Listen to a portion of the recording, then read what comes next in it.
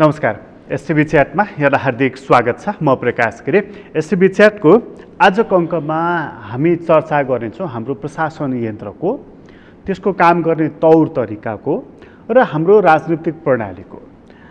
थुप्रै व्यवस्था परिवर्तन भए, राजनीतिक आन्दोलनहरू भए, सामाजिक आन्दोलन पनि 62-63 मा त भयो, त्यसले धेरै ठुलो परिवर्तन पनि ल्यायो। तर राज्यको आम चरित्र, मूल चरित्रमा चाहिँ किन परिवर्तन भएन? अहिले पनि मानिसहरू भनिरहेका छन् यो गणतन्त्रलाई के गणतन्त्र भन्ने, हामीले खोजेको यस्तो होइन उनीहरू भनिरहेका छन्। अर्थात् राजनीति बाहेक अरू केही पनि भएन भन्ने अहिले आम बुझाइरहेको छ। विकास निर्माणका कुरा, रोजगारीका कुरा, शिक्षाका कुरा, स्वास्थ्यका कुरा, यी सब कुराहरू गौण भएका छन्। महँगी बढेको छ, तर राजनीतिको शीर्ष तहमा पुगेको मानिसलाई यो विषयले कहिले पनि छुँदैन। साँझ 6 बजेपछि मानिसले लोकल बस चढेर घर जानु पाउँदैन, त्यो बसको हाहाकार हुन्छ, तर यो विषयले कहिले पनि उसलाई छुँदैन। सडकमा परेको खाल्डा र त्यहाँ जमेको पानी उछिटेर मानिसको कपडा खराब भइरहेको छ, तर यो विषयले कहिले पनि राजनीतिको उपल्लो तहलाई छोइराखेको छैन। जनता साना कुरा खोजिरहेका छन्, नेताहरू चुच्चे रेल, पानी जहाज आदि इत्यादिका कुरा गरिरहेका छन्।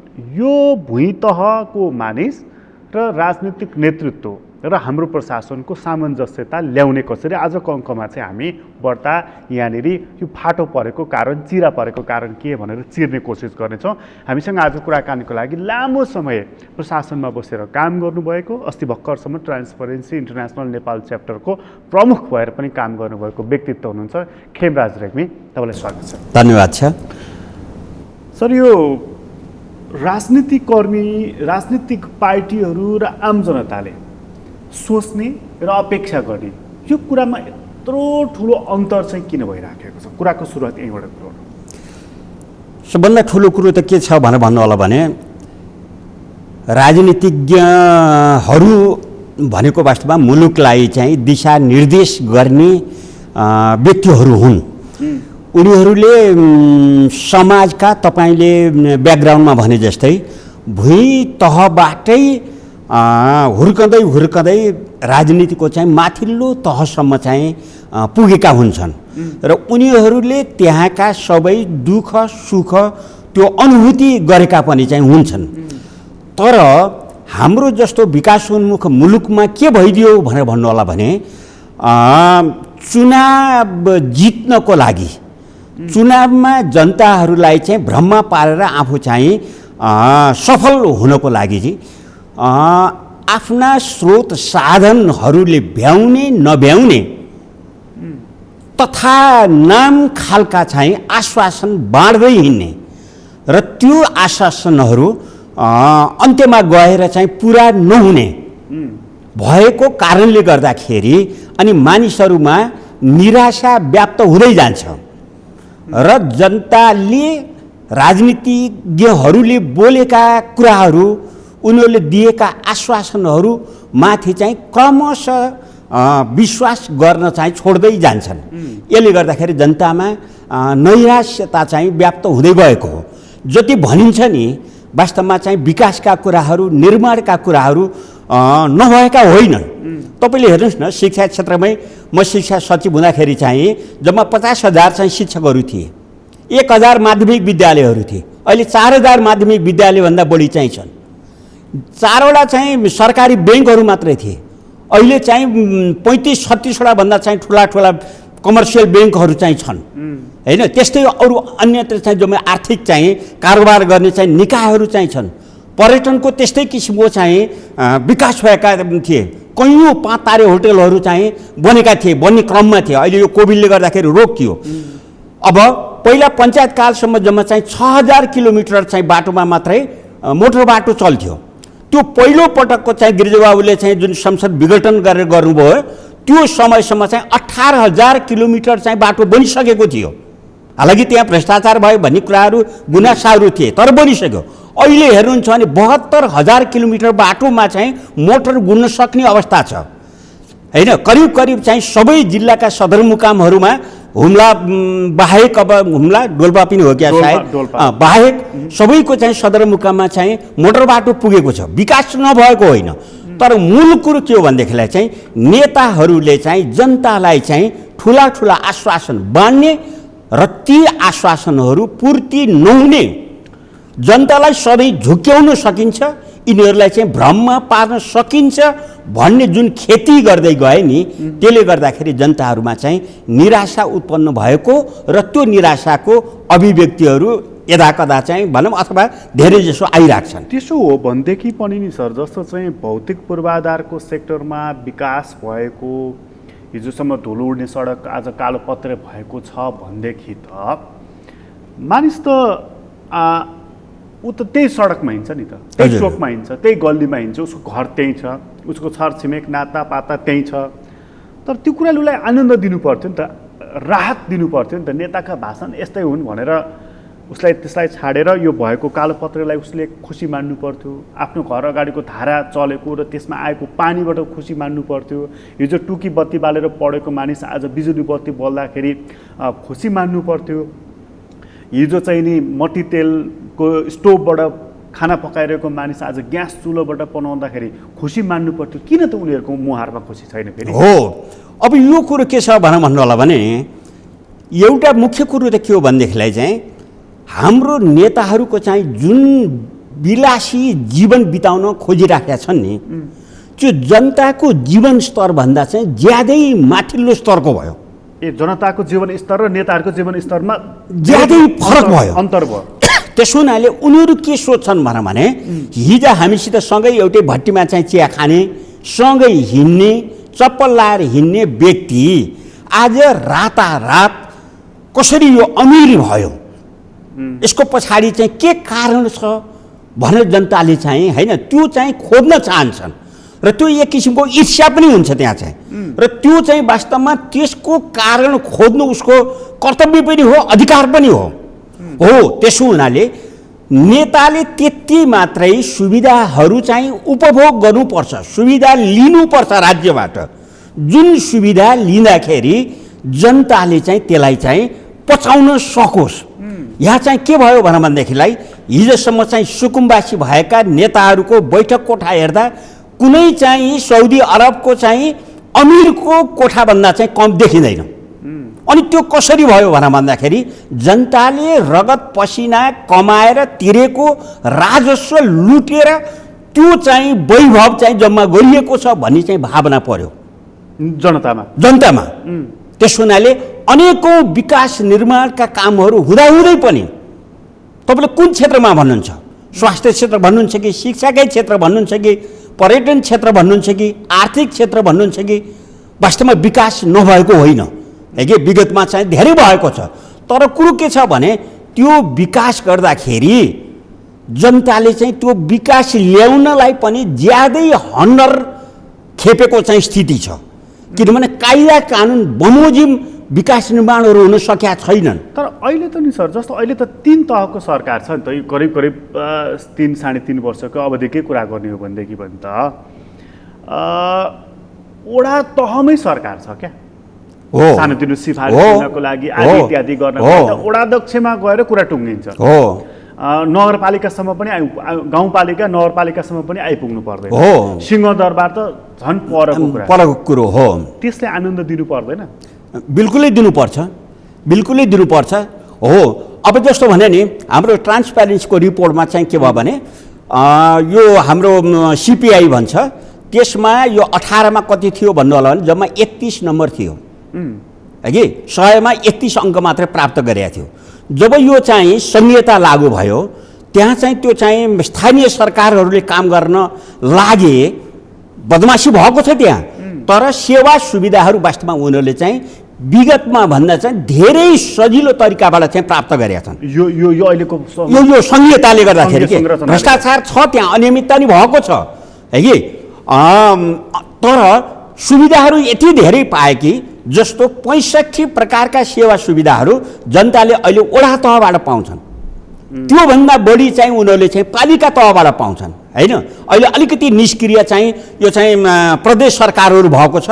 त्यो पनि के भनेदेखिलाई चाहिँ केन्द्रले अधिकार जुन चाहिँ संविधान प्रदत्त अधिकारहरू चाहिँ छन् त्यो चाहिँ नदिएर केन्द्रीकृत गर्न खोजेको कारणले उनीहरूले चाहिँ वास्तवमा चाहिँ संविधानले आशा गरे बमोजिमको कारबाही गर्न नसकेको कारणले मात्रै प्रदेश सरकारप्रति मान्छेहरूको चाहिँ आक्रोश छ।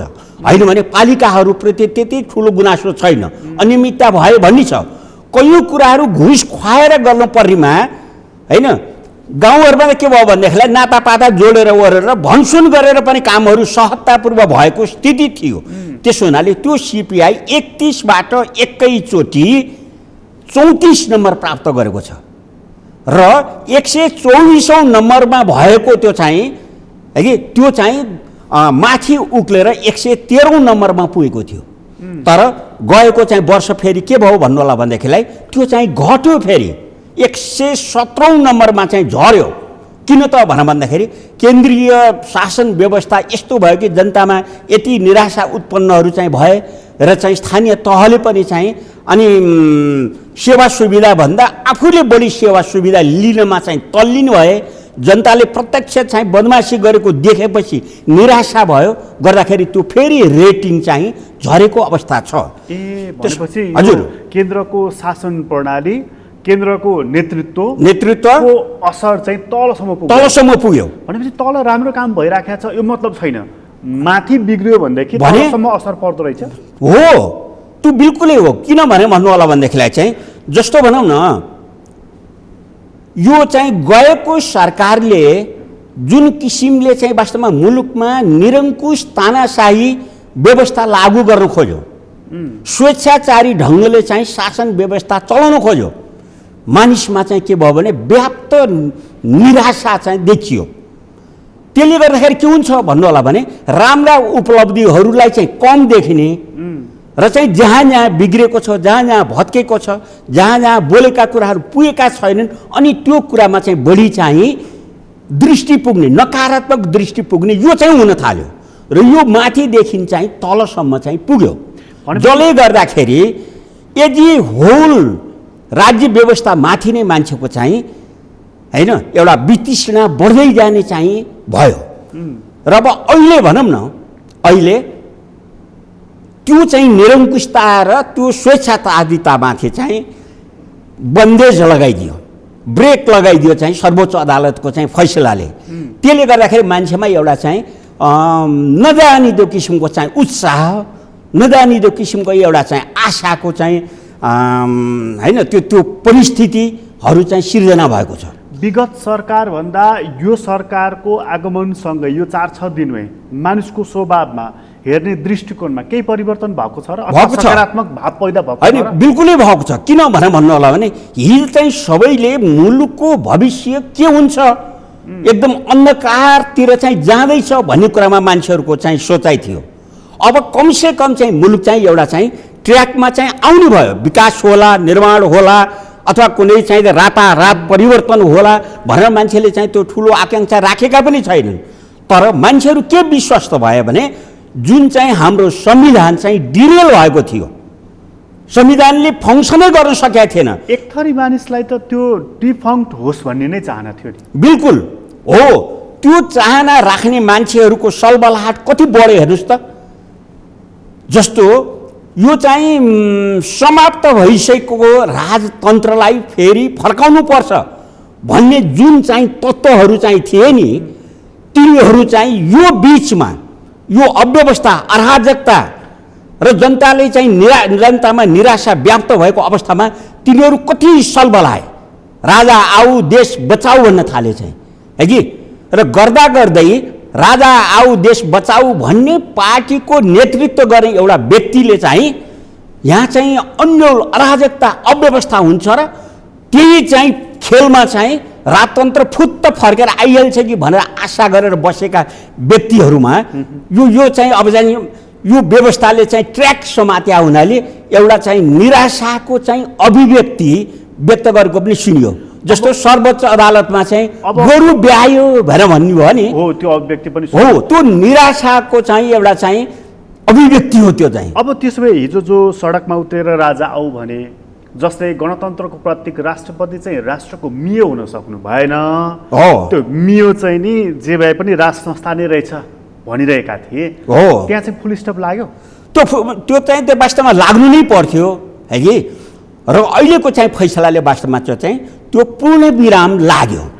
त्यो चाहिँ अब सायदै सर यसमा अघि हामी जुन जनताको मानसिकताबाट कुरा गर्दै यहाँ आइपुगेका थियौँ। हजुर। पब्लिकको मानसिकताको यहाँनिर कुरा गरौँ। हजुर। पब्लिकको मानसिकता विकास निर्माणको सन्दर्भमा तपाईँले भनिहाल्नुभयो, जब केन्द्रमा गडबडी हुन्छ हजुर, तल राम्रो काम भए पनि वितृष्णाले नै काम गर्छ, छोपिदिइहाल्छ, राम्रो पक्षलाई छोपिदिन्छ, नराम्रा कामहरू मात्र चाहिँ उजागर हुन्छ, देखिन्छन्। हजुर। यो शासन प्रणालीको सन्दर्भमा पनि यो राजनीतिक पद्धति, यो प्रणालीले काम गरेन, बरु हिजोकै ठिक थियो भन्ने कुराले जनतामा काम गरेको छ? होइन, त्यो चाहिँ भावना किन आउँछ भनेर भन्नु होला भने मानिसहरूले चाहिँ नयाँ व्यवस्थाबाट चाहिँ जस्तो भनौँ न, यो संविधान भनेको के हो भन्नु होला भने सुधारिएको चाहिँ संसदीय प्रणाली हो कि यो। हिजोको संसदीय प्रणालीमा जुन विकृति विसङ्गतिहरू देखिए, सांसदहरू किनबेच गर्ने होइन, विदेश पठाउनेदेखि लिएर विकृतिका 6 महिनासम्ममा चाहिँ सरकार परिवर्तन हुने, 6 महिनामा चाहिँ संसद विघटन हुने इत्यादि चाहिँ जुन चाहिँ विकृति विसङ्गतिहरू चाहिँ थियो त्यसलाई सुधार गर्नुको लागि नयाँ खालको चाहिँ संसदीय प्रणाली चाहिँ लागू गरिया हो यो, है कि संविधान सभाले गरेको। त्यो सार्वसत्ता सम्पन्न जनताले निर्वाचित संविधान सभाले बनाएको चाहिँ हो। यसले रिजल्ट त दिएन नि त सर, रिजल्ट त दिइराखेको छैन नि त। हो, होइन, दिनुपर्छ, दिन्छ यसले चाहिँ। मैले भने नि अब यो के भयो भन्नु होला भने तर चाहिँ यसलाई लागू गर्ने व्यक्ति चाहिँ वास्तविक अर्थमा गणतन्त्रको हिमायती भएको अनुभूति जनतालाई भएन। वास्तवमा संहिताको हिमायती भएको अनुभूति जनतालाई भएन। हामीले जुन चाहिँ हिजोको केन्द्रीकृत शासन व्यवस्था थियो त्यसैलाई अझ बलियो बनाउने प्रवृत्तिको चाहिँ शासक चाहिँ केन्द्रमा भएको अनुभूति जनताले गरे। त्यसो हुँदाखेरि जनताले खोजेको नि सर, जनताले खोजेको चाहिँ नि हामीलाई रोजगारी होस्, घर छेउमै रोजगारी होस्, घर छेउका सडक बनुन्, धारोमा पानी आओस्, बिजुली बत्ती आओस्, बच्चा बच्ची पढाउँदाखेरि र बिरामी हुँदाखेरि उपचार गर्नको लागि अस्पताल लैजाँदाखेरि सुलभ दरमा उपचार गर्न पाइयोस्। पब्लिकले खोजेको यो कुरा हो कि पब्लिकले खोजेको चाहिँ नि राज संस्था अथवा गणतन्त्र त्यसको विकल्पमा अथवा धर्मनिरपेक्षताको विकल्पमा हिन्दू राज्य यो चिज खोजेको? यसो हो, मूल कुरो के हो भन्नु होला भने मान्छेले त्यो जुन तपाईँले भनौँ नि जनताका आधारभूत आवश्यकताहरू परिपूर्ति गरिदिने काम चाहिँ राज्यको हो, राज्यको प्राथमिक दायित्व हो। जस्तो शिक्षा निशुल्क छ भन्यो, तर निशुल्क छ तर स्तरीय शिक्षा चाहिँ हामीले दिन सकेनौँ। जनताको त्यहाँ चाहिँ गुनासो छ, राज्यले चाहिँ त्यसमा ध्यान दिएको देखिएन। भनेको निशुल्क शिक्षाले पुगेन, स्तरीय शिक्षा दिनु पर्यो। स्तरीय शिक्षामा चाहिँ जनता के अरे राज्यको चाहिँ ध्यान गएको चाहिँ बिल्कुलै देखिएन।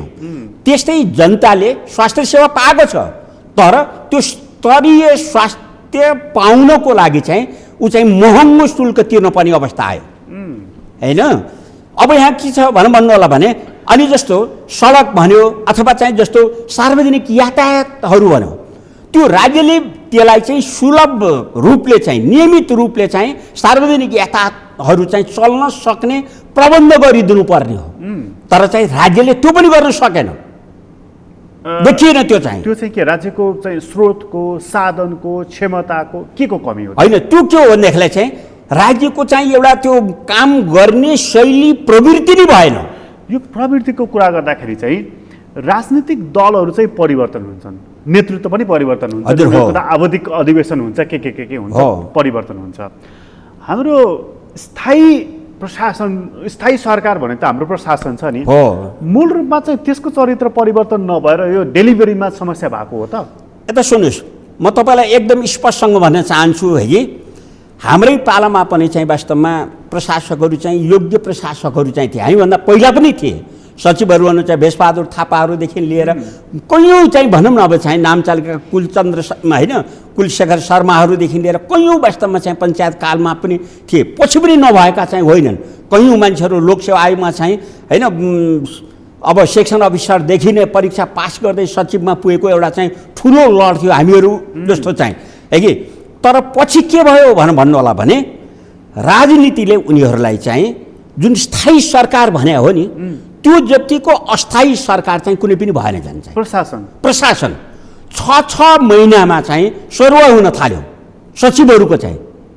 मैले तपाईँलाई यही कार्यक्रममा पनि भनेको छु, एकजना मन्त्रीले 18 महिनामा 4वटा सचिवहरू फेरे, 4वटा डिजीहरू फेरे, अनि 2-3 महिना त उसले त त्यहाँको सम्पूर्ण परिस्थिति वास्तविकता बुझ्नै लाग्छ भने अनि त्यसले कसरी काम गर्छ र त्यसले चाहिँ स्थायी परिणाम चाहिँ दिन सक्छ। भनेपछि हामीले स्थायी सरकार भनेको हाम्रो प्रशासन संयन्त्र जुन छ सामान्य प्रशासन त्यो स्थायी छैन, त्यसलाई स्थायी हुनै दिइएन। यो मैले यो कुरो चाहिँ तत्कालीन प्रधानमन्त्री चाहिँ केपी शर्मा ओलीको अगाडि नै भनेको छु, तपाईँहरू स्थायी हुनुभयो तर चाहिँ वास्तविक रूपमा स्थायी सरकार चाहिँ अस्थायी छ।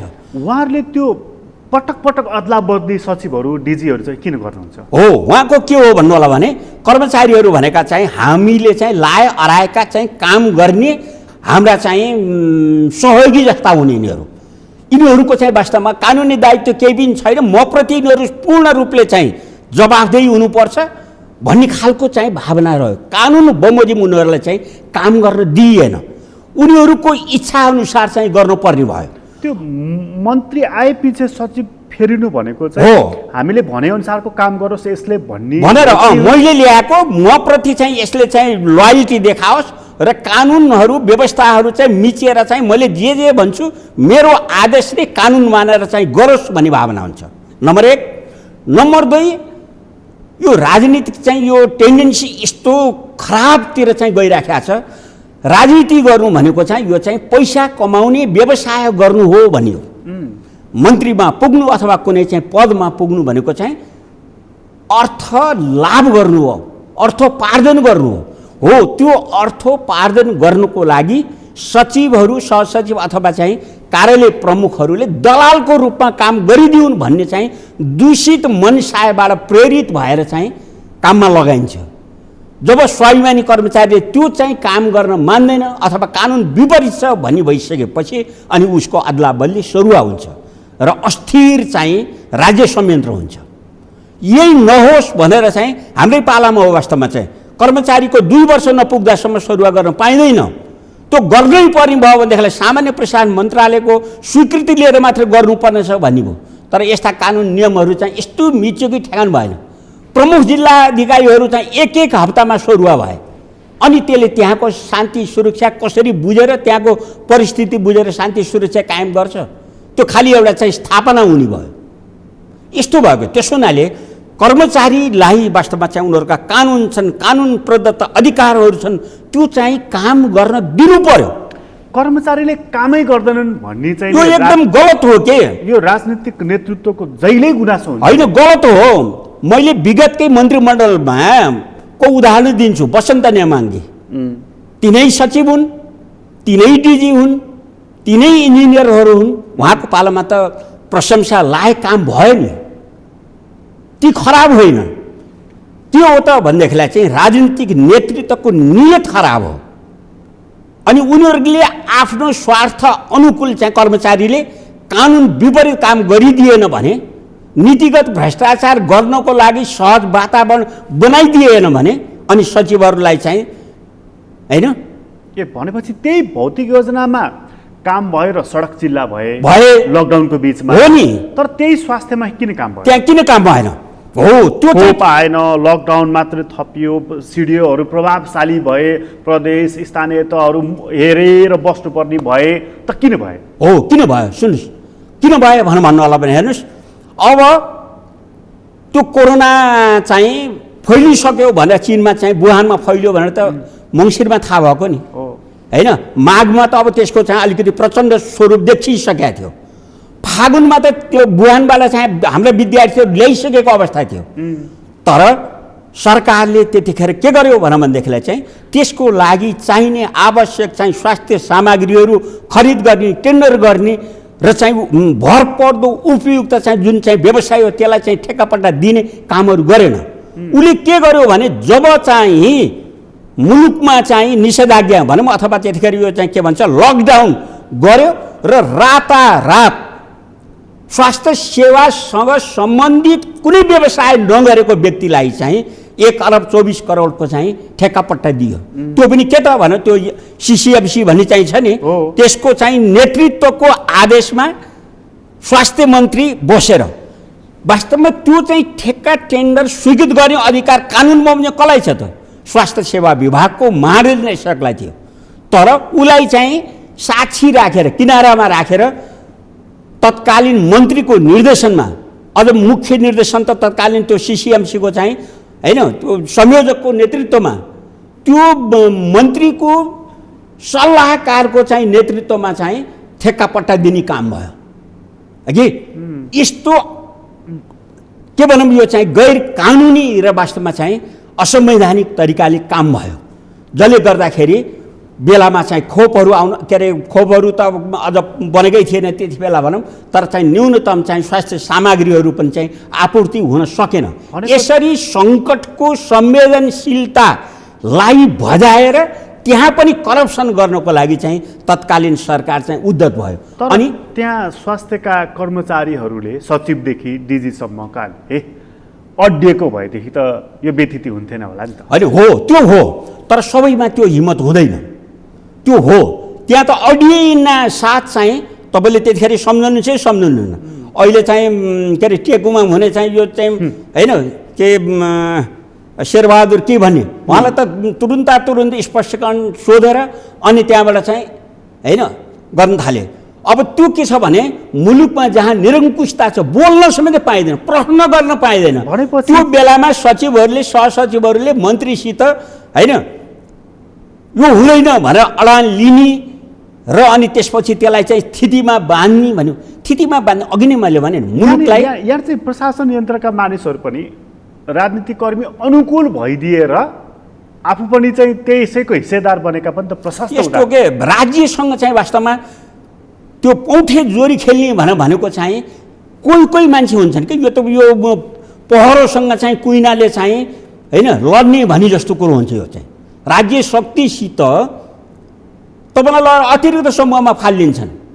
अघि भने नि त्यहाँ चाहिँ आफ्ना चाहिँ जम्मै बाहिरका मान्छे ल्याएर स्वास्थ्य मन्त्रालयमा राखेका छन्। वास्तवमा त्यहाँका जेन्युन सहसचिव 4 जना मान्छेहरू कोठा छैन, काम छैन, जिम्मेवारी छैन, त्यो नपाएर बसिराखेको भनेर चाहिँ हिजो अस्ति मात्रै मिडियामा आयो।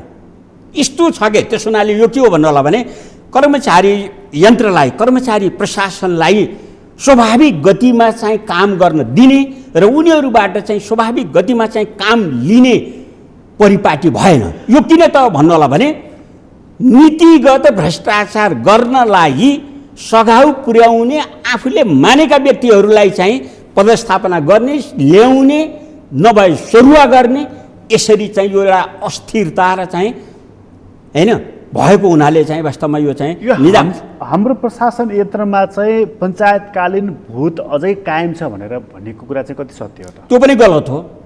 किन भन्नु होला, पञ्चायत कालमा त वास्तवमा सचिवहरूले इभेन चाहिँ मन्त्रीहरूसँग त कुरै छोडिदिनुहोस्, राजासँग पनि चाहिँ यो कुरो हुँदैन सरकार भनेर चाहिँ जाहेर गर्थे र ती कुराहरू चाहिँ फेरबदल भएर आउँथे। त्यो होइन, हिजो चाहिँ पञ्चायत कालमा भएका कुरालाई चाहिँ सबै गल्ती थिए भनेर भन्ने कुराहरू होइन। मेरै सचिव तत्कालीन चाहिँ वीरबहादुर शाही भन्ने हुनुहुन्थ्यो। मन्त्रीका त कुरै छोड्नु, दरबारले दिएका आदेशहरूलाई पनि पालना गर्नुहुन्थ्यो। यो कानुनले मिल्दैन सरकार भनेर चाहिँ जाहेर गर्थे। आज चाहिँ त्यस्ता सचिवहरू होइन, त्यस्ता छन्, एकाध छन्, तर तिनीहरू के हुन्छन् भन्दाखेरि मन्त्रीजीलाई यो हुँदैन, कानुनले मिल्दैन भन्ने छन्, आफ्ना कुरा राख्छन्। त्यसो भए तपाईँ जानुहोस्, उनीहरूलाई त्यहाँबाट तुरुन्त हटाइन्छ, उनीहरूलाई चाहिँ ह्युमिलेसन गरिन्छ। भनेपछि हिजोको दरबार भन्दा पनि आजका मन्त्री बलिया भए हो। यो किन भयो त भन्नु होला भनेदेखिलाई मूल कुरो के हो भन्नु होला भने राज्य सञ्चालन गर्ने प्रमुख व्यक्ति भनेको चाहिँ कार्यकारी प्रमुख प्रधानमन्त्री हो।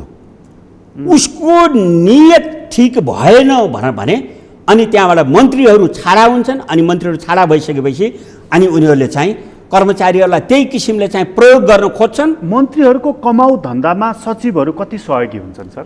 होइन, कोही अब सबै हुँदैनन् है कि, तर चाहिँ यदाकदा नहुने भन्ने कुराहरू पनि होइन। उनीहरूले त्यहाँ चाहिँ अब सचिव भन्यो, जब 22वटा मन्त्रालय छ, सचिवको दरबन्दी त 50-52 भन्दा बढी छ नि। उनीहरूले त्यो आफूले भनेको मान्छेलाई रोजेर लिएर आएर सचिव बनाउने हुन्छ। एयरपोर्टमा जानको लागि, वीरगन्जको भन्सारमा जानको लागि यस्ता यस्ता ठाउँहरूमा जानको लागि चाहिँ कर्मचारीहरूको दौडधुप चाहिँ नि उपल्लो स्तरसम्म हुन्छ भन्ने कुरा पनि त जग्गा होइन त्यो छ, त्यो भयो। किन भयो त भनेर भन्नु होला भने यो मुलुकमा चाहिँ नकमाइकन चाहिँ हुँदो रहेछ, कमाएर चाहिँ मन्त्रीलाई पनि दिने, आफूले पनि खाने भन्ने खालको चाहिँ मानसिकता चाहिँ विकास हुँदै गयो। जब चाहिँ इमान्दार मान्छेहरूले ठाउँ पाउँदैन, उसको योग्यता अनुसारको चाहिँ पदस्थापना हुँदैन, उसको कामको रिकग्निसन हुँदैन, अनि त्यसपछि के हुन्छ भन्नु होला भने जहाँ चाहिँ सत्यको चाहिँ होइन पराजय हुन्छ त्यहाँ चाहिँ असत्यको चाहिँ विजय हुन्छ भन्ने हो। कर्मचारीमा सबै दुधले नुहाएका जस्ता हुन्छन् भन्ने होइन, तर त्यस्ता राम्रा मान्छेहरूलाई राम्रो ठाउँमा ल्याएर दियो भने त्यो सम्पूर्ण संस्था, त्यो विभाग, त्यो त्यही किसिमले बन्छ। हेर्नुहोस् चाहिँ त्यसो हुँदाखेरि यो चाहिँ सबै कुरो के हो भने मैले जागिर छोड्दाखेरि पनि र म राजनीतिमै लाग्छु भनेर जागिर छोडेको 2 वर्ष चाहिँ अवधि छँदै, र मेरो कुरो के थियो भन्नु होला नि, मुलुकलाई सही दिशा निर्देश गर्ने भनेको कर्मचारीले होइन, कर्मचारीले होइन, त्यो चाहिँ पोलिटिसियनले हो। यदि पोलिटिसियन इमान्दार र योग्य हुने हो भने त्यसले मुलुकलाई सही दिशा निर्देशन गर्न सक्छ। भनेपछि वास्तवमा कर्मचारी भनेको त टुल्सहरू हुन्। भनेपछि कर्मचारी जतिसुकै सक्षम योग्य भए पनि केही काम रहन्छ छैन, गर्ने पाउँदैनन् तिनीहरू, त्यो वातावरणै हुँदैन। तर त्यो कर्मचारीको पनि एउटा टेन्डेन्सी एउटा के देखेको छ भने ऊ अब मानौँ शाखा अधिकृतमा प्रवेश गर्यो भनेदेखि त्यसपछि ऊ निरन्तर पढिरहन्छ, निरन्तर पिएचडीसम्म गरिरहन्छ, अध्ययन विधा उसले काम चाहिँ कति बेला गर्छ? होइन त्यो पनि यसलाई पनि अलिकति अतिरञ्जित पाराले चाहिँ भनिएको छ है। जस्तै मै भनौँ भने सेक्सन अफिसर, उपसचिव, सहसचिव सबै चाहिँ है लिखितबाटै पास भएर चाहिँ पुगे हो, तर मैले सहसचिव पास गर्दाखेरि 1 हप्ता पनि बिदा लिएको छैन। 1 हप्ता बिहान बेलुकी त उसले घरमा त पढ्न पाउनु पर्यो नि। 1 दिन अफिसमा गएर नभइकन पढेका हाम्रो साथीहरू कहीँ छन्। एकाले गर्लान् त्यो कुरो बेग्लै हो, तर जस्तो पढ्ने भनेर सरकारले पढ्न पठाउने व्यवस्था पनि थियो हिजो चाहिँ। हामी कहाँ चाहिँ जो जिम्मेवारीको तहमा रहन्छ, अहिलेकै प्रणालीको कुरा गर्ने हो भने वडा सदस्य, वडा अध्यक्ष, गाउँपालिका अध्यक्ष, नगरपालिकाको प्रमुख, मेयरदेखि लिएर प्रधानमन्त्रीसम्म जो चाहिँ जिम्मेवारी वहन गर्ने ठाउँमा छ उसले आफूलाई सेवक नठानिकन शासक किन ठान्छ? हो, यो चाहिँ प्रवृत्ति भयो यो। किनभने केन्द्रदेखि तलसम्म चाहिँ त्यही खालको चाहिँ यो प्रवृत्ति बढ्दै गयो है कि। जस्तो भियतनाममा के छ भनेर भन्नु होला भने त्यहाँको पार्टीले के गर्छ भने उनीहरूको जस्तो मेयर भनौँ अथवा चाहिँ अध्यक्ष हाम्रो यहाँको चाहिँ भने जस्तै यदि त्यसले भ्रष्टाचार गरेको चाहिँ त्यहाँ चाहिँ प्रमाणित भयो भने उसले देन एन्ड देयर उसलाई चाहिँ आफ्नो पार्टीको साधारण सदस्यताबाट समेत चाहिँ निकालिदिन्छ है कि। यो चाहिँ भ्रष्टाचारहरू नियन्त्रण गर्नको लागि अथवा त्यो चाहिँ जनसेवकै हो भन्ने खालको फिलिङ दिनको लागि यहाँ चाहिँ कार्यकारी प्रमुखले त हुँदै हो, सबभन्दा प्रमुख चाहिँ जिम्मेवारी त उसैको हो, त्यो बाहेक पार्टी नेतृत्वको पनि हुन्छ जिम्मेवारी। खबरदार तैँले बदमासी गरिस्, जनताका चाहिँ अहित हुने काम गरिस्, जनताको चाहिँ श्रम र चाहिँ होइन पसिनाबाट चाहिँ जम्मा भएको राजस्वमाथि खेलबाड गरिस् भने त कारबाहीमा पर्छस् भने कारबाही गरिनुपर्छ। तर अहिलेसम्म एउटा व्यक्तिलाई चाहिँ पार्टीले कारबाही गर्यो, यो चाहिँ गलत काम गर्यो, गलत धन्दा गरेको भनेर सुन्नुहुन्छ तपाईँले? सुन्नुहुन्न। त्यति मात्रै होइन, सरकारले नै भ्रष्टाचार नियन्त्रण गर्नको लागि विगतमा है, अब भोलि के होला अब त्यो पनि अब हामीले हेर्दै जाउँला, मूल्याङ्कन गरौँला, तर विगतमा के भयो भने ठुला भ्रष्टाचार भए। ती सबै भ्रष्टाचारहरूमा चाहिँ प्रधानमन्त्रीज्यूको चाहिँ वरद हस्त चाहिँ रह्यो, उहाँको चाहिँ संरक्षण रह्यो। अनि त्यो भइसकेपछि के हुन्छ भने यसको डेमोन्स्ट्रेटिभ इफेक्ट भन्छ कि त्यसको चाहिँ प्रभाव त्यो चाहिँ गाउँ तहसम्म, नगर तहसम्म, वडा तहसम्म चाहिँ जान्छ। यस्तो भ्रष्टाचार छ भनेदेखि हामीसँग चाहिँ अख्तियार दुरुपयोग अनुसन्धान आयोग छ, सतर्कता केन्द्र, यी निकाय छन्, यी के गरेर होइन हो। वास्तवमा चाहिँ संविधानले चाहिँ एकदम असीमित अधिकार दिएर चाहिँ राखेको चाहिँ संस्था हो, चाहिँ संवैधानिक संस्था हो अख्तियार दुरुपयोग अनुसन्धान आयोग। तर त्यो यस्तो बिचरो भइदियो, यस्तो निरीह भइदियो, उसले ठुला भ्रष्टाचारका मुद्दाहरू चाहिँ लाई या त पेन्डिङ राख्दै जाने या त त्यसलाई चाहिँ मुद्दै नचलाउने, त्यो चाहिँ अनुसन्धान अगाडि नै नबढाउने। के बाध्यताले? जस्तो अब यस्तो भयो, प्रधानमन्त्रीको चाहिँ आशय बुझेर काम गर्ने। तर त्यो त संवैधानिक जस्तो भनौँ न, तपाईँलाई म उदाहरण दिएँ अनि त्यहाँबाट क्लियर हुन्छ। जस्तो यो सेक्युरिटी प्रिन्टिङ प्रेस खरिद गर्ने सम्बन्धमा तत्कालीन मन्त्रीले 70 करोड रुपियाँ होइन बार्गेनिङ गरेको, घुसको लागि, कमिसनको लागि भनौँ बार्गेनिङ गरेको चाहिँ अडियो त छ्यापछ्याप्ती भयो नि, दुनियाँले थाहा पायो नि। तर प्रधानमन्त्रीले चाहिँ उहाँलाई मुद्दा अगाडि बढाउन अख्तियारलाई चाहिँ होइन इसारा गर्नु भएन, त्यसलाई चाहिँ रोक भन्नुभयो। र यतिसम्म कि उहाँले चाहिँ होइन यो चाहिँ नक्कली चाहिँ अडियो हो भन्नसम्म पनि भ्याउनु भयो। ए ओम्नीमा चाहिँ ठाडै भ्रष्टाचार भयो भन्नुभयो, रातारात ठेक्का दिएर एउटा चाहिँ अनुभवहीन व्यापारी घरानालाई चाहिँ ठेक्का दियो। सारा मिडियाले, सारा चाहिँ नागरिक समाजले बदमासी भयो भन्नुभयो। हुनु पनि उसले 4-5 दोब्बर चाहिँ मूल्यमा ल्यायो, नक्कली सामान ल्यायो, अपुरो ल्यायो। तर त्यस सम्बन्धमा चाहिँ सरकारले एउटा जाँचबुझ समिति गठन गरेर यसमा कसको बदमासी छ, कसको इन्भल्भमेन्ट छ भन्ने चाहिँ गरेन। त्यहाँ भएको छैन भनेर प्रधानमन्त्रीले भनिदिनु भयो। त्यो कुरो चाहिँ अख्तियारमा पुगेको छ, सांसदले समेत उजुरी गरेका छन्। तर उसले चाहिँ त्यसलाई 1 इन्च फाइल चाहिँ अगाडि बढाएन। हो, त्यस हुनाले के भयो भने वास्तवमा ठुला भ्रष्टाचारको चाहिँ त्यसको नियन्त्रण गर्ने, त्यसलाई कारबाही गर्ने मुख्य निकाय भनेको अख्तियारै हो। तर अख्तियार के भइदियो भने कार्यपालिकाको प्रमुखको चाहिँ कठपुतली जस्तो भइदियो, उसले लाएर काम गर्ने निकाय जस्तो भइदियो। जबकि त्यो एउटा चाहिँ आफैमा स्वतन्त्र, निष्पक्ष र चाहिँ होइन शक्ति सम्पन्न चाहिँ निकाय हो। यसरी संवैधानिक निकायहरूलाई पङ्गु बनाउने प्रयास पनि चाहिँ यो विगतमा चाहिँ भयो। भनेपछि यस्ता संस्थाहरूको के काम त? सेतो हात्ती भएर बस्यो। सेतो हात्ती भयो। यदि यस्तै हो भने नराखे हुन्छ। खालि त्यसले त के काम गर्यो भने खरदार सुब्बाले चाहिँ घुस खाएको, अझ त्यो पनि स्टिङ अपरेसनको नाममा चाहिँ आफैले घुस दिने अनि आफैले समात्ने, त्यस्तो हुन्छ। कानुनले के भन्छ? कानुनले चाहिँ घुस दिने र घुस लिने चाहिँ बराबर अपराधी हुन् भन्ने चाहिँ छ होइन। तर सरकार स्वयंले दिने अनि आफैले पक्रने अनि त्यहाँबाट कारबाही गर्ने, त्यस्तो हुन्छ कहीँ। भनेपछि यो सरकारको अदलाबदली अहिले जुन भयो नि, अघि तपाईँले भन्नुभयो नि, त्यो मूल रूपमा चरित्र बदलिएको छ। हजुर, थोरै मानिसमा आशा पनि जागेको छ भनेर। आशा जागेको हो भनेदेखि त यस्ता जुन ठुल्ठुला केसहरू अहिले तपाईँले जुन भन्नुभयो नि, अझ कति त वाइट बडीका केसहरू छन्, थुप्रै केसहरू वाइट बडी छ, गोकर्ण रिसोर्टका कुराहरू चाहिँ छ। त यी चिजमा यो सरकार हात हाल्न सक्छ? हात हाल्नु पर्छ।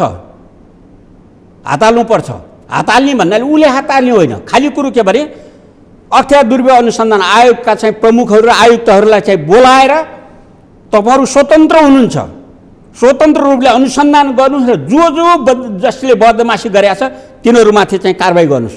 त्यसमा हाम्रो चाहिँ तपाईँहरूलाई चाहिँ के हुन्छ भनेदेखिलाई चाहिँ। तर अख्तियार दुरुपयोग अनुसन्धान आयोगले त बहालवाला प्रधानमन्त्रीसम्मलाई पनि छानबिन गर्न सक्ने हैसियत राख्नुपर्ने होइन र? हो।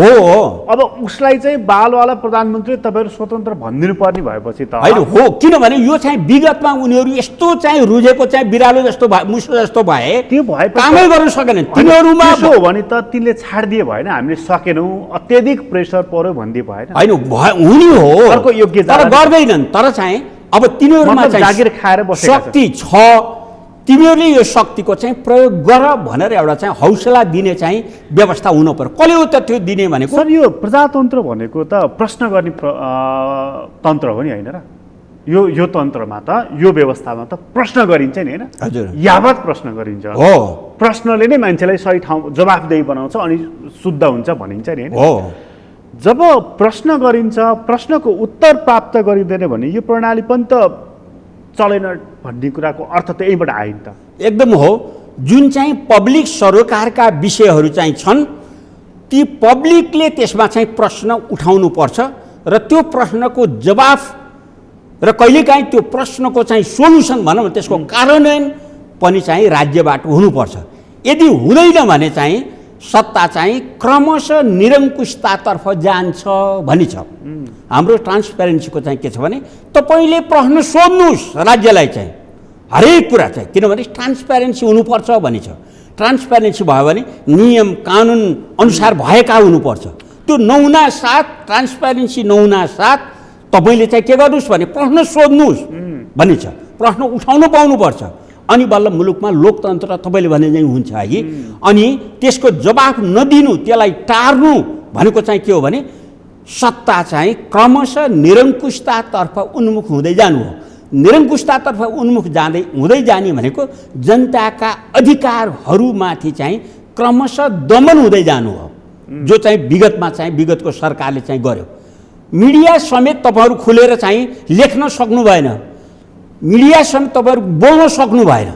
मैले चाहिँ म त ट्रान्सप्यारेन्सीमा हुँदाखेरि यो चाहिँ मिडियाका चाहिँ बिग हाउसेसका चाहिँ सञ्चालकहरूसँग चाहिँ गएर कुरा गरेँ। उहाँले के भन्नु, हामी त बिजनेस गर्ने हो, राज्यसँग लडेर हाम्रो चाहिँ बिजनेस चाहिँ त फस्टाउँदैन, तर हामी यस्तो अवस्थामा पुगेका छौँ, हामीले आफैले आफैलाई सेन्सर गर्नुपर्ने अवस्थामा चाहिँ पुगेका छौँ भनेर उहाँहरूले आफ्नो दुखेसो हामीलाई भन्नुभयो है कि। भन्नाले जसले जनतालाई स्वतन्त्रताको उपभोग गर्न उक्साउने भनौँ न अथवा प्रेरित गर्ने चाहिँ निकाय हो मिडिया भनेको, उनीहरू समेत स्वयं डराएर आफै सेल्फ सेन्सरसिपमा चाहिँ रहन पर्ने भनेपछि कस्तो अवस्था आएको होला चाहिँ। यो सरकारसँग चाहिँ तपाईँले कम्तीमा के अपेक्षा गर्नुभएको छ? हो, यो सरकारसँग मैले एउटै मात्रै चाहिँ के गरेको छु आशा भन्नु होला भने जनतामा चाहिँ व्याप्त निराशा छ है कि। निराशा भनेको मृत्यु हो, आशा भनेको चाहिँ जीवन हो। जीवन हो। त्यसो हुनाले आशा जगाउने काम चाहिँ यो सरकारले गर्नुपर्ने हुन्छ। जस्तो अहिले भनौँ न, अब यो विगतकै सरकारले गरेका प्रयासहरूबाट पनि हुनसक्छ, तर अहिलेको चाहिँ प्रधानमन्त्रीले के भन्नुभयो भने म जनतालाई कुनै पनि शर्तमा कुनै पनि मूल्यमा चाहिँ खोप लगाउँछु हैन। जनतामा एउटा चाहिँ आशा जागृत भयो। अब हुँदै थियो, अब चाहिँ 50भन्दा माथि 60भन्दा माथि या त्यहाँ भनी थियो, हिजोदेखि चाहिँ 18 वर्ष माथिका सबैलाई अब चाहिँ लगाउन चाहिँ सुरु भयो। अब जनतामा के भयो भने अब हामी बाँच्छौँ होला भन्ने एउटा चाहिँ आशाको चाहिँ अनुभूति भयो। यो टोटल क्रेडिट यो सरकारलाई जान्छ कि अघिल्लो सरकार? होइन, यो के हुन्छ भन्नु होला भने नि, अब त्यो हिजोको सरकारको कार्यशैलीका कारणले, कार्य प्रकृतिका कारणहरूले गर्दाखेरि जो दाता राष्ट्रहरू हुन् नि, उनीहरूले सहयोग वास्तवमा दिल खुलाएर गर्दै गरेनन्, नगरेकै हो नि। कन्जुसाइ नै गरे हो, कन्जुसाइ गरेको हाम्रो सरकारको अनुहार हेरेर नदिएकै हो है कि। हल हल हल हल डेनमार्कले दिन भनेको थियो रोक्यो, बेलायतले दिन भनेको थियो रोक्यो होइन। अमेरिकाले पनि जब चाहिँ सर्वोच्च अदालतको फैसला आयो अब यहाँ चाहिँ प्रजातन्त्र धरापमा छैन, लोकतन्त्र धरापमा छैन भनेपछि उसले पनि चाहिँ 15 लाख डोज दियो, जुन चाहिँ होइन लाग्ने अवस्था छ। इभेन चीनले पनि चाहिँ प्रधानमन्त्रीलाई बधाई दिन जाँदाखेरि राजदूतले चाहिँ 16 लाख रुपियाँ एउटा चाहिँ सहयोग स्वरूप चाहिँ दिएको अवस्था छ। जापानले पनि यो जब अब चाहिँ यहाँको लोकतन्त्र चाहिँ ट्र्याकमा आयो, अब यहाँ चाहिँ खतरा छैन भनिसक्यो, उसले पनि चाहिँ 15 लाख चाहिँ डोज चाहिँ होइन यो एस्ट्राजेनेका चाहिँ दिनु भनेको छ। सायद 2-4 दिनभित्र चाहिँ आइपुग्ला। यसको अर्थ त यो पनि आउँछ नि सर, जस्तो चाहिँ विपक्षमा थियो त्यति बेला काङ्ग्रेस हो, उसले चाहिँ यो कम्युनिस्ट सरकार हो सहयोग नगर भनेर, त्यो गलत कुरो हो। त्यो होइन, त्यो चाहिँ तत्कालीन सत्ता पक्षले सोध्न सक्छ, तर त्यो गलत हो। त्यो किन हो भन्नु होला भने जब चाहिँ यहाँको निरङ्कुश शैली भन्ने कुरो चाहिँ त दुनियाँले चाहिँ त 1 मिनटमा थाहा पाउँछन्। यहाँको चाहिँ काम गराई बोलाइ उनीहरूका चाहिँ होइन कार्यशैलीहरू चाहिँ थाहा पाउँदैनन् भन्ने कुराहरू हुँदैन। भनेपछि कम्युनिस्ट नेतृत्वको सरकार छ भनेपछि बाहिरका प्रजातान्त्रिक शक्ति राष्ट्रहरूले चाहिँ सहयोग दिने कुरामा चाहिँ कन्जुसाइ गर्छन्। अब हेर्नुहोस्, उनीहरूमा चाहिँ त्यो चाहिँ शङ्का हुन्छ। कम्युनिस्टहरू स्वभावैले चाहिँ सर्वसत्तावादी भन्छ नि, निरङ्कुश भन्छ नि, एकदलीय शासन व्यवस्थाका चाहिँ हिमायती भन्ने छ नि, त्यो त उनीहरूमा प्रभाव छँदैछ। जस्तो अमेरिकाकै उदाहरण लिउँ, त्यहाँ चाहिँ त्यो रिपब्लिकन पार्टीले डेमोक्रेट पार्टीलाई यो कम्युनिस्ट हो भनेर गाली गर्नु पर्यो भने कम्युनिस्ट भन्छ क्या। त्यो खालको चाहिँ मानसिकता छ पश्चिमा मुलुकहरूमा। यो सरकार आइसकेपछि नि सर तपाईँले अहिले जुन कोभिडमै पनि थोरै चाहिँ अलिकति परिवर्तन भएको, कतिपय मानिस चाहिँ बालुवाटारबाट प्रधानमन्त्री खोप केन्द्रसम्म अनुगमनमा जानुभएको पनि ठुलो कुरा हो। ठुलो कुरा भयो हो। अब यो फेरि अर्को व्याख्याको विश्लेषणको विषय छ, तर यसलाई पनि ठुलो मान्नेहरू पनि छन्। तर यही सरकार चाहिँ नि गठन भएकै हप्ता 10 दिन हो, कोभिडको यत्रो सङ्क्रमण छ, फेरि पनि थर्ड वेका कुराहरू आइरहेका छन्। भारतले सचेत गराइसकेको छ। हामी कहाँ पनि अस्ति प्रधानमन्त्रीले चाहिँ स्वास्थ्यका सचिव डिजीहरूलाई राखेर थर्ड वेभको आउन सक्छ, तयारी गर्नुहोस् भनेर पूर्व तयारीमा लागेको देखियो। तर यति महत्त्वपूर्ण मन्त्रालयमा उहाँले मन्त्रीसम्म पनि नराखिकन फेरि ढुक्क बसिराख्नु भएको हो। यो कुरामा चाहिँ उहाँ चुक्नुभयो। वास्तवमा चाहिँ यो पहिलो चरणकै मन्त्रीमण्डल गठन हुँदाखेरि स्वास्थ्य मन्त्री चाहिँ नियुक्त गर्नु पर्थ्यो। यसमा चाहिँ चुक्नु भएको हो। त्यसो हुनाले के हो भन्नु होला भने स्वास्थ्य मन्त्री चाहिँ कोटाबाट फलानुको कोटा हो अथवा फलानुको चाहिँ नि फलानु गुटबाट सिफारिस भएको, त्यसलाई राख्नै पर्छ, मेरो बाध्यता हो भन्ने प्रधानमन्त्रीलाई प्रिभिलेज छ कि यति बेला चाहिँ कम्पिटिटिभ मान्छे, डेलिभरी दिन सक्ने मान्छेलाई? होइन, त्यो के हो भन्नु होला भने होइन, कम्पिटिटिभ र चाहिँ डेलिभरी दिन सक्ने मान्छे हुनु पर्यो क्या। मन्त्रीमण्डल गठन गर्ने चाहिँ अधिकार कसको हो भनेदेखिलाई चाहिँ प्रधानमन्त्रीको हो। तर हाम्रो संविधान त होइन, हाम्रो त पार्टीहरू त, तर अब पार्टी नभएर त्यो उहाँले के भन्न सुन्नुहोस्, उहाँले के भन्न सक्नु पर्यो भने तपाईँहरूले चाहिँ क्यान्डिडेटहरू दिनुहोस्, तर त्यसको क्षमता हेरेर कहाँ राख्ने हो त्यो चाहिँ मलाई निर्णय गर्न दिनुहोस् भनेर उहाँले चाहिँ कोलिसन पार्टनरहरूसँग चाहिँ भन्न सक्नुपर्ने हुन्छ। चाहिँ त्यसो भन्दा त उहाँकै सरकारै होइन, त्यो चाहिँ भन्न सक्नुपर्छ। सरकार ढल्यो भने ढल्न पर्छ। जनताको मूल्यमा, राज्यको मूल्यमा चाहिँ सरकार ढल्यो भने ढल्न दिनुपर्छ। उहाँ हिरो भएर निस्कनुहुन्छ। त्यो चाहिँ अनावश्यक कम्प्रोमाइज गरिराख्नु हुँदैन। तपाईँका जसो भनौँ न, एमालेलाई तपाईँहरूका 7 जना दिनु, के अरे माओवादीलाई 7 जना दिनुहोस् भन्यो भने राम्रै मान्छे दिनुहोस्, चाहिँ योग्य मान्छे दिनुहोस्, म चाहिँ राख्छु भन्नु पर्यो। चाहिँ तिनीहरूले कुन मन्त्रालयमा काम गर्न सक्छन् म खटाउँछु होइन।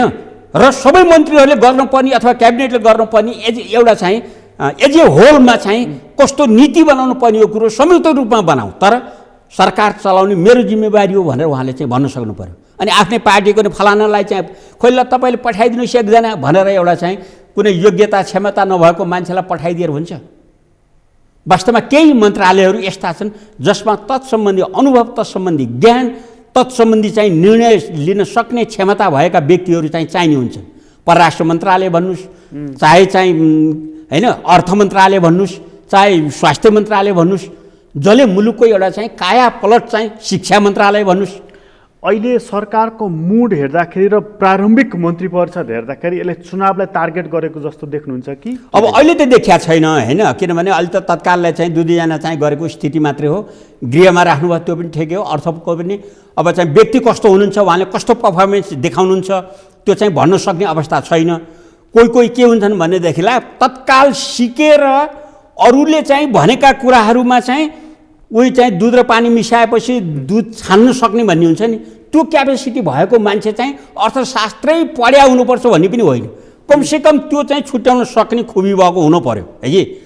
त्यो चाहिँ काम गर्नुभयो भनेदेखिलाई चाहिँ त्यो पनि मैले चाहिँ नराम्रो मानेको छैन। जस्तो जनार्दनजीले चाहिँ यो मुलुकमा चाहिँ यो लोड सेडिङ हटाउनमा चाहिँ उहाँको प्रमुख भूमिका छ।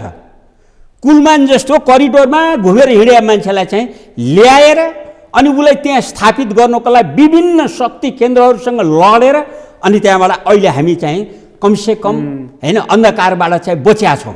त्यो उहाँले गरे हो। त्यतिखेर धेरै शक्तिहरू चाहिँ उहाँको विरुद्धमा लागे, कुलमानको विरुद्धमा लागे होइन। त्यसो भने त्यो चाहिँ राजनीतिक नेतृत्व भनेको चाहिँ त्यो हो। जनताको भावना बुझेर ठिक मान्छेलाई ठिक ठाउँमा ल्याएर अनि त्यहाँबाट चाहिँ त्यसको चाहिँ त्यसो भए गठबन्धन जोगाउने नाउँमा प्रधानमन्त्रीले अनावश्यक सम्झौता गर्नु हुँदैन। बरु ढल्यो भने सरकार हो, बरु उहाँले के गर्नु पर्यो, मैले 10वटा मन्त्री पाउनेमा चाहिँ म 8वटा लिन्छु, तपाईँले 10वटा लिनुहोस्, तर चाहिँ योग्य मान्छे चाहिँ दिनुहोस् मन्त्रीमा भनेर भन्न सक्नु पर्छ। तर उहाँकै पार्टी पनि त गुटहरूको महासभा हो, त्यो गुटलाई वास्तै गर्नुहुन्न उहाँले। खालि उहाँले के भने अलिकति यो पार्टीभन्दा माथि गएर, पार्टीका गुटभन्दा चाहिँ माथि गएर सोध्नुपर्छ अहिलेको। किनभने मुलुकले ठुलो क्राइसिस बेहोरिरहेको अवस्था छ। रामचन्द्रको गुट, कृष्ण सिटरलालको गुट, फलानो चाहिँको गुट होइन। त्यहाँ भएका असल मान्छे टिपेर गगन थापा चाहिँ कुन गुटको मैले अहिले थाहा पाउँदिनँ। त्यो मान्छेको हिजोको चाहिँ पर्फर्मेन्स चाहिँ जनताले चाहिँ वाइ गरेकै अवस्था थियो। उसलाई चाहिँ त्यही अनुसार चाहिँ पोस्टिङ गर्नु पर्यो। बिचरा होइन मरेर जानुभयो चाहिँ नवीनराज जोशी उहाँले पनि चाहिँ राम्रो पर्फर्मेन्स देखाउनु भएको मुलुकका चाहिँ हितमा चाहिँ हो। यस्ता मान्छेहरू ल्याउनु पर्यो। सरकारमा जाने भनेको त्यहाँ चाहिँ पैसा कमाउन अथवा कसैलाई चाहिँ इनाम दिन पठाउने चाहिँ ठाउँ होइन। त्यो त सरकार हो, राज्य हो, जनताको सार्वभौम सत्ताको चाहिँ सही सदुपयोग गर्ने अन्तिम चाहिँ केन्द्रबिन्दु हो सरकार भनेको। त प्रधानमन्त्रीसँग त्यो गट्स देख्नुहुन्छ होइन? उहाँले चाहिँ किनभने 5औं पटक त प्रधानमन्त्री भइसक्नुभयो, अब धेरै लोभ नराख्दाखेरि पनि हुन्छ। उहाँले चाहिँ त्यो गट्स देखाउनु पर्छ। म बरु चाहिँ 3 महिना प्रधानमन्त्री हुन्छु, तर यहाँ चाहिँ अब एउटा चाहिँ पद्धति निर्माण गरेर छोड्छु भनेर उहाँले चाहिँ दृढ सङ्कल्पित हुनुपर्छ। अब उहाँले कम्प्रोमाइज गर्नुपर्ने कुनै खण्ड छैन, कुनै खण्ड छैन। उमेर पनि पुग्नुभयो, 75 नआइसक्नु भएको छ। 5 चोटि भनेको एउटा चाहिँ ज्यादै सौभाग्यले मात्र प्राप्त हुने चाहिँ स्थिति हो।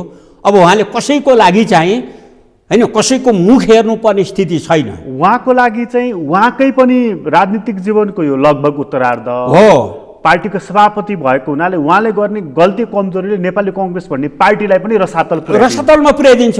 यो चिज चाहिँ उहाँले चाहिँ हिजो वास्तवमा चाहिँ 1-2टा चाहिँ गल्ती गरेको हुनाले वास्तवमा काङ्ग्रेसले यो हविगत बिहोर्नु पर्या हो।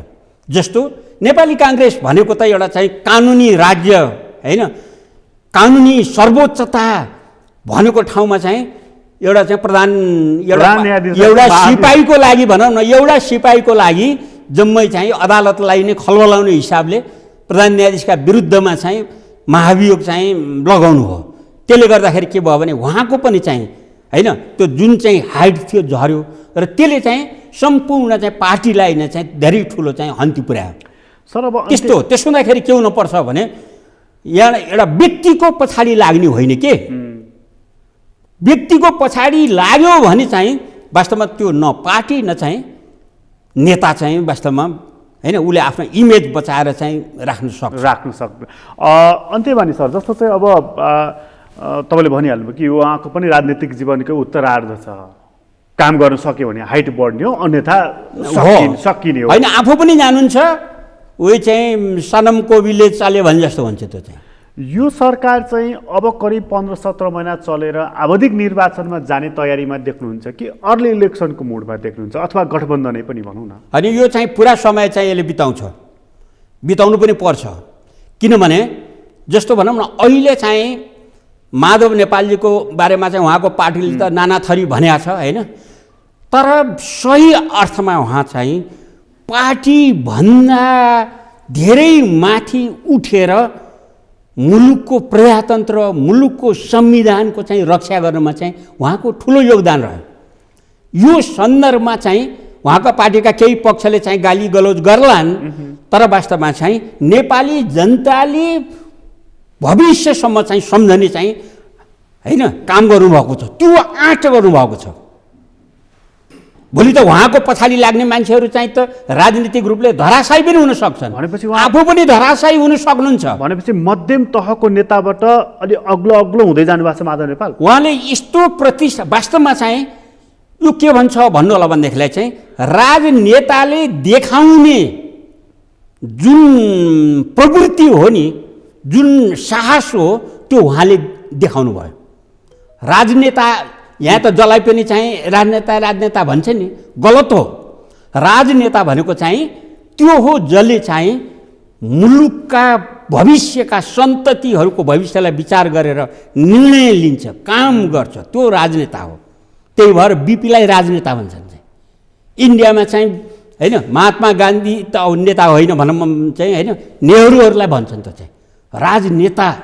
त्यहाँ अटल बिहारी वाजपेयीलाई भन्छन् जसले आफ्नो पार्टीभन्दा माथि उठेर, आफ्नो निज स्वार्थभन्दा माथि उठेर मुलुकको लागि, मुलुकको व्यवस्थाको लागि, मुलुकमा सुशासनको लागि चाहिँ सम्पूर्ण चाहिँ रिस्क लिन सक्छ, त्यो मान्छे राजनेता हो। जसले चुनाव मात्र हेर्छ, त्यो चुनावमा हेर्ने पोलिटिसियन हो, त्यो चाहिँ तत्कालीन फाइदा हेर्छ, त्यो पोलिटिसियन हो, त्यो राजनीतिज्ञ हो, राजनीतिक कर्मी हो, अझ राजनीतिक कर्मी हो हो त्यो। त्यसो हुनाले राजनेताले भनेको चाहिँ मुलुकको भविष्य हेर्ने। मुलुक भनेको के हो? मुलुक भनेको के हो? मुलुक भनेको जिउँदो अर्थमा जनता हुन्, नागरिक हुन्, तिनीहरूको हित होइन, तिनीहरूको भविष्य हेरेर निर्णय गर्ने राजनेता हो। तपाईँलाई धेरै धन्यवाद। हस्, धन्यवाद। आदरणीय दर्शकबिन, तपाईँलाई पनि धन्यवाद। आज हामीले पूर्व प्रशासक खेमराज रेग्मीसँग कुराकानी गरेका थियौँ। उहाँसँगको कुराकानी अहिलेलाई यति नै। एसटिभी च्याटबाट म प्रकाश लीलाई बिदा दिन सगरमाथा टेलिभिजन हेर्दै गर्नुहोला।